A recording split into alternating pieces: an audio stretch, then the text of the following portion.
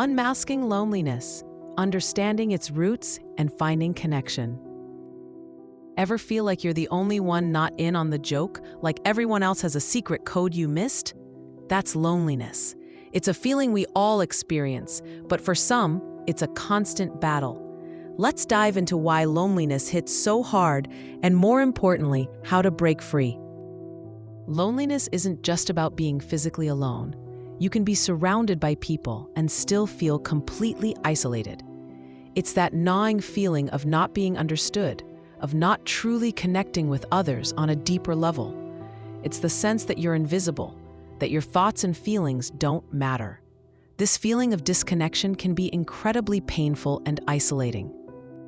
Loneliness is the feeling of not being seen for who you truly are. It's the absence of genuine connection and the yearning for meaningful relationships. It's about feeling like an outsider, even when you're in a crowd.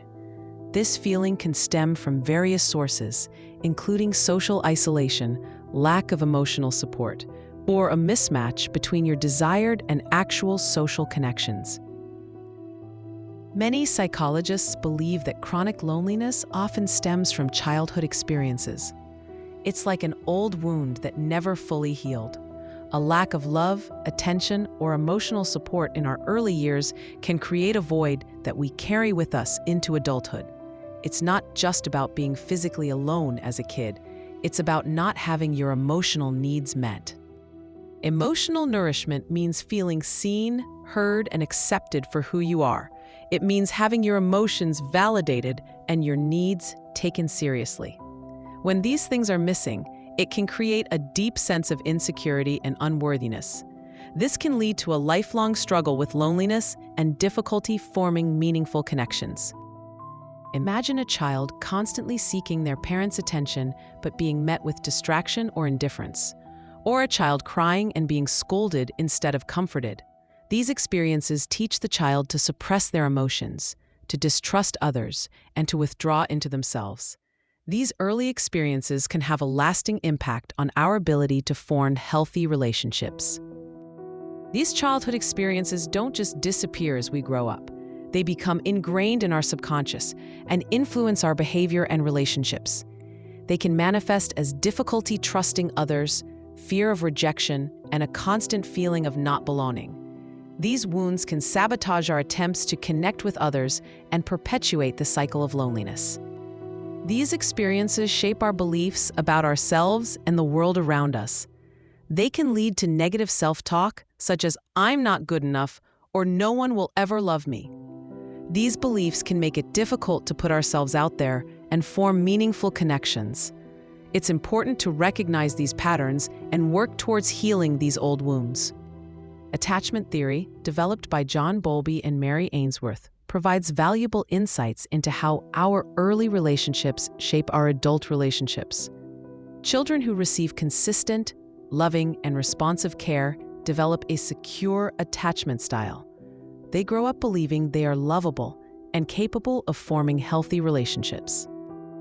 However, when love is inconsistent, absent, or confusing, children develop an insecure attachment style.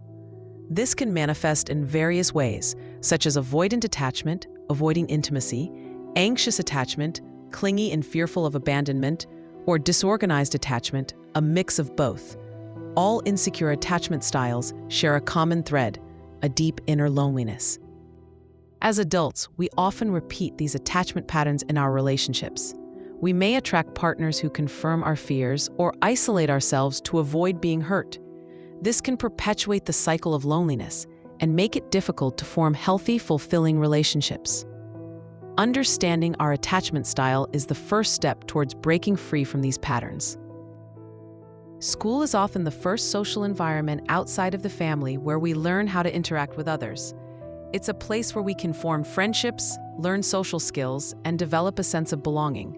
However, it can also be a place where we experience exclusion, bullying, and pressure to conform.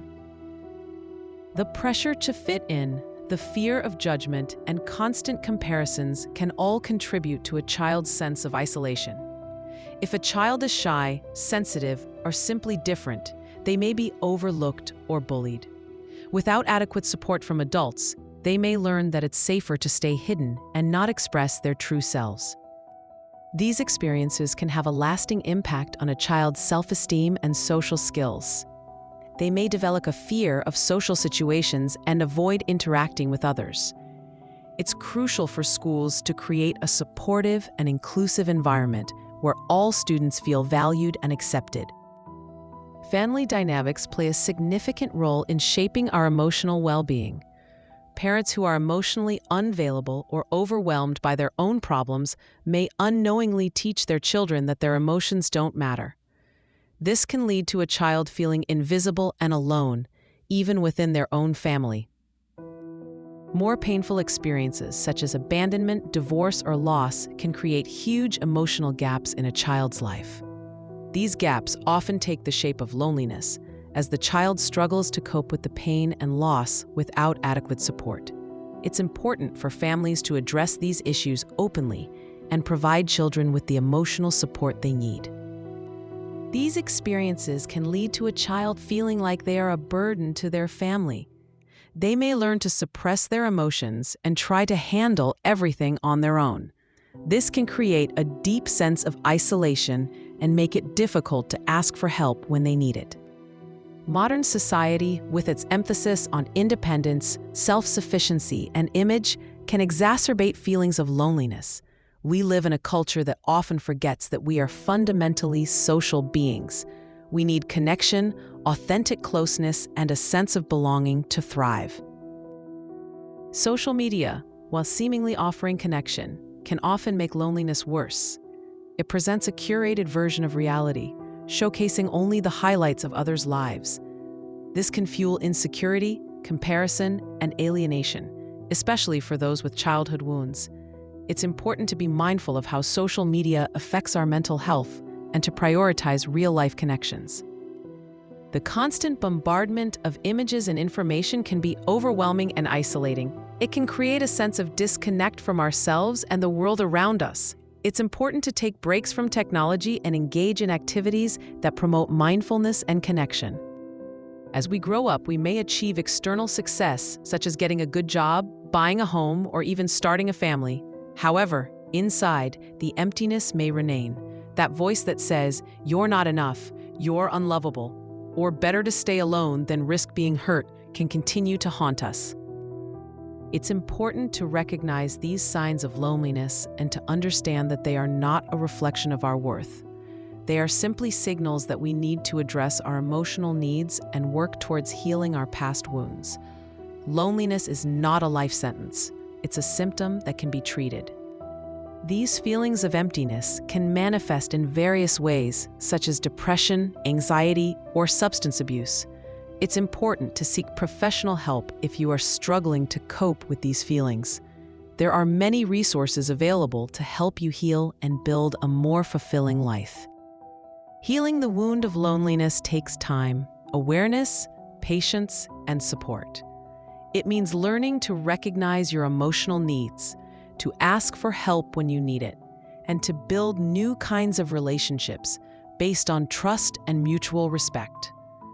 It's about breaking free from the patterns of the past and creating a more fulfilling future.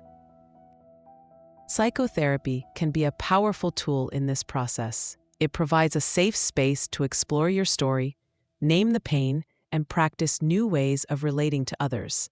Support groups, personal growth workshops, and genuine human connection can also be incredibly helpful. It's not about filling the void with distractions or superficial connections. It's about facing the emptiness, listening to it, and responding with love and compassion. The deepest loneliness is often the disconnection from ourselves. Many of us search in others for what's missing inside. But before anything else, we need to build a healthy relationship with ourselves. Learn to love yourself, to treat yourself with kindness, and to become the nurturing parent you never had. This doesn't mean we should become self-sufficient islands, but rather that our connections with others become more real and fulfilling when they're not driven by fear or emptiness. It means learning to accept yourself for who you are, flaws and all. It means practicing self-compassion and treating yourself with the same kindness and understanding that you would offer a friend. It means setting healthy boundaries and prioritizing your own well-being. Understanding that loneliness may have ancient roots doesn't mean blaming the past. It means shedding light on it, breaking the silence, and choosing more conscious, healthier relationships in the present. It's about taking responsibility for our own healing and creating a more fulfilling future. It means being mindful of the patterns we repeat in our relationships and actively working to break free from them. It means choosing partners who are emotionally available, supportive, and respectful. It means communicating our needs and boundaries clearly and assertively. If you see yourself in these words, know this: you are not alone. Your experience is valid and your pain is real. But there is a way forward, a path toward healing, toward meaningful connection, and toward a kind of loneliness that no longer hurts. Start by listening to yourself, by honoring your own story, and by creating space for what you feel. Every wound, especially the ones born from a lack of love, can be transformed with time, care, and awareness. And remember, it's never too late to learn to love and to let yourself be loved. Ready to take the first step towards a more connected life? Explore resources like the Mental Health America website, mhanational.org, for support groups and mental health information. Consider journaling to explore your feelings and identify patterns. Most importantly, reach out to a trusted friend, family member, or mental health professional to start building a support system. Your journey to connection starts now.